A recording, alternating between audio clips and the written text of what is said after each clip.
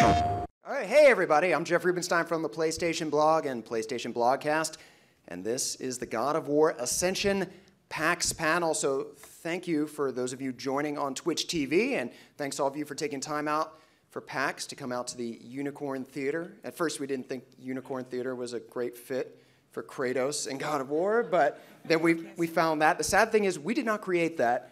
That was out there on the internet in the wild on its own. That's awesome.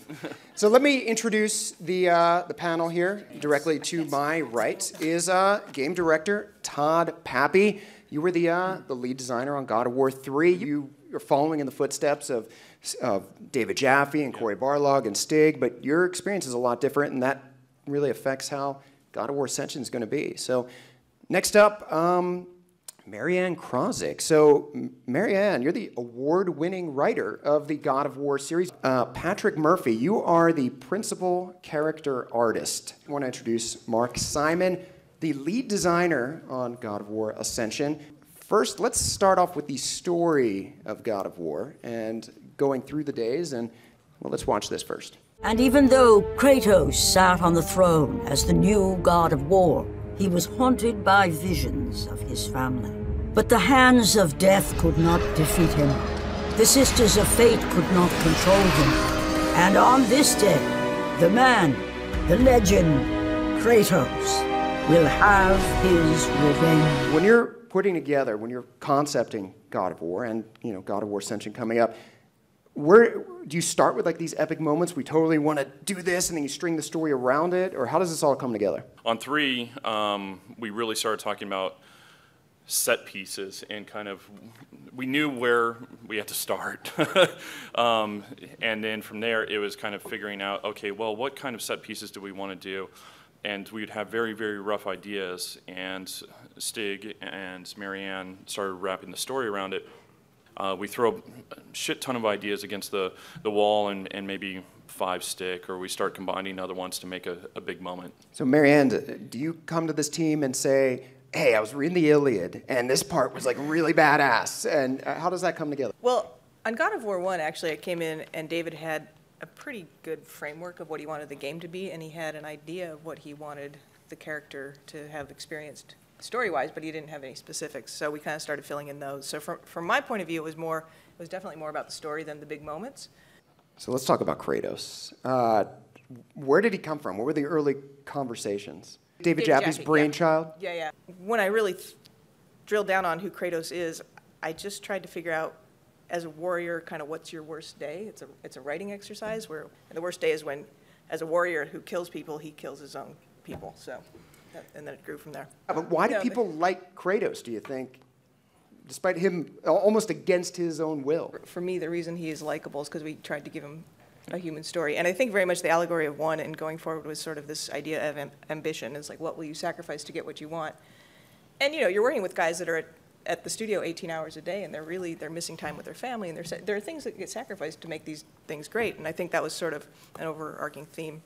And I think people tune into that. The more human side of him. Let's see how Kratos evolved, where he came from and where he is now. So this is where it started.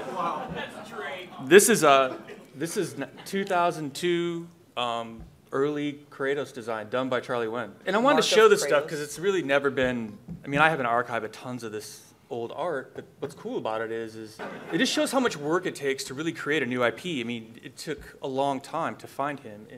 In the white ash that covered him, the ashes of his family, that was later. Early on, Charlie was working on a drawing. It was black and white. He was just sketching, and Dave's like, that's it. And Charlie's like, well, I haven't colored it yet. He's like, no, white. We're doing white. He's got to be white. So then everybody went back to a room, and Jaffe and Marianne kind of came up with the whole idea of him being covered in the ashes of his family.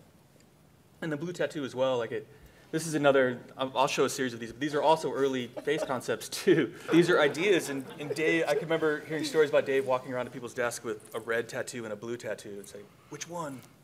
He would pick one, and he'd walk away to somebody else, and you'd see him going all over the studio kind of. So there's actually demos with him with the blue tattoo you can see here.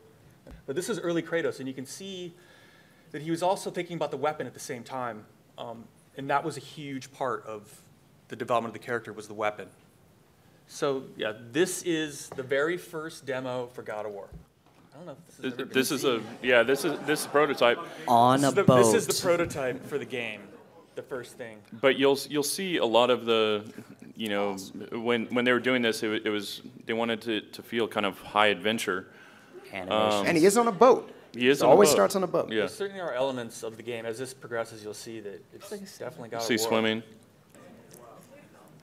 This is great. Looks like the dude from Dragon's Lair. Yes. Well, yeah. You wonder what they were playing. Yeah. Yeah. This is the original final three-quarter concept that Charlie did for God of War 1, where they said, this is it. This is the final guy. And visual continuity that became a problem at the beginning of 3, when we could actually finally fully realize him high-res, and we started looking at all of the different Kratoses. I mean, God of War 1, God of War 2, they're all pretty low-res, and then the cinematics one was super high-res, but it was a little different, and trying to figure out how to boil it down to figure out what are the earmarks of the character. Actually, this is how these rules apply to other IPs. Finish him.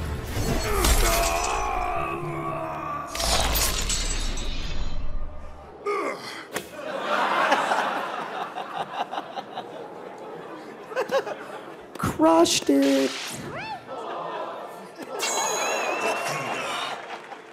I am the god of golf.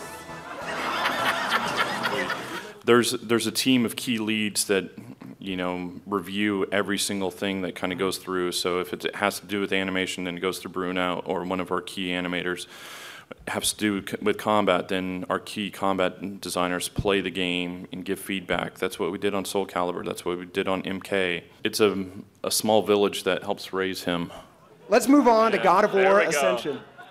Why did you choose to go back in time and do a prequel? One word, humanity, and to basically show the human side of Kratos. It was one of the things that you never really saw kind of in God of War 2 or God of War 3. I felt that there was a question that wasn't answered, which was, how does he break free from Ares? It's not a job that you just go in and say, oh, I quit, you know, I'm out. So that was something that I wanted to tell, was how do you undo selling your soul to the devil? And that's really kind of the genesis of the story. I think at the end of 3, Kratos was arguably not a pleasant person to be around, you know? And I think I've talked to a lot of people that are they're like, yeah, I'm playing him, I like him, but I don't remember why I like him.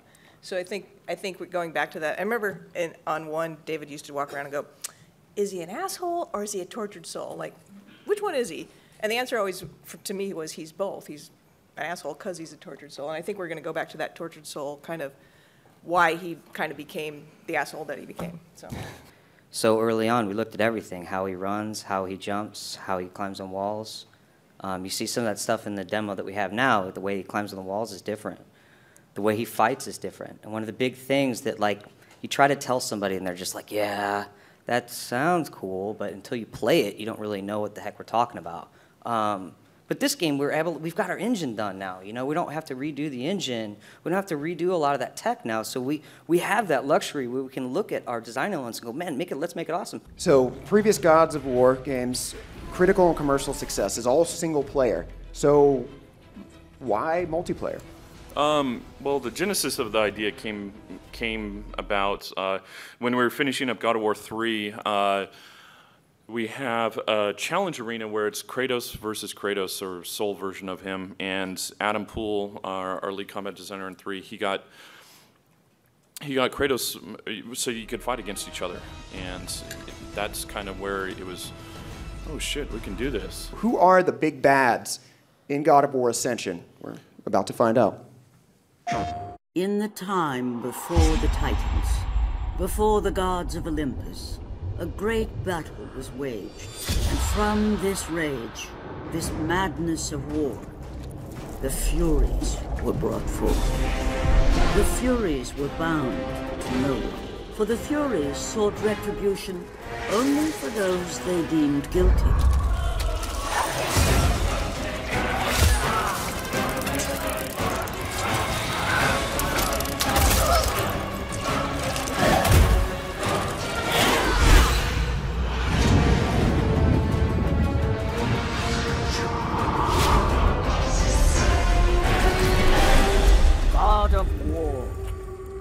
Ascension.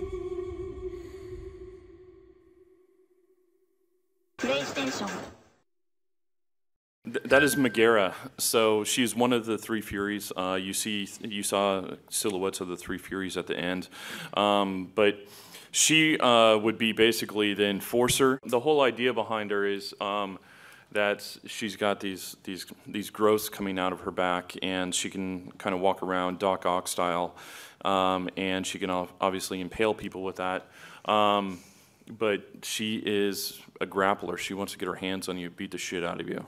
Why are they opposing Kratos? Like, who exactly Well, are the it's Furies? again, they hold the bond to his, when you sell your soul, they hold that bond and they say, okay, you break it, we're gonna drive you insane, we're gonna bring you down, kind of thing. And Like a freak show collections agency. yes.